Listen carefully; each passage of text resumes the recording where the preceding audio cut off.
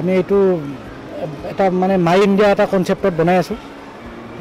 ইয়াত মানে থাকিব কি আমাৰ যে দেশখন ইমান মানে স্বাধীনতা যুঁজাৰুসকলে ইমান যুঁজি ব্লাড দি মানে এখন দেশ মানে একতাৰে গঢ়িছিল, সেইটো বস্তু আমাৰ কিছুমান এনেকুৱা নেতা হওক, কৰাপশ্যন হওক, মানে উগ্ৰপন্থী হওক, এনেকুৱা কিছুমান সত্তাই মানে ভাঙিব যে চাই আছে, সেইটো মানে ৰাইজক বুজোৱাৰ কাৰণে আমি এটা চেষ্টা কৰি আছোঁ।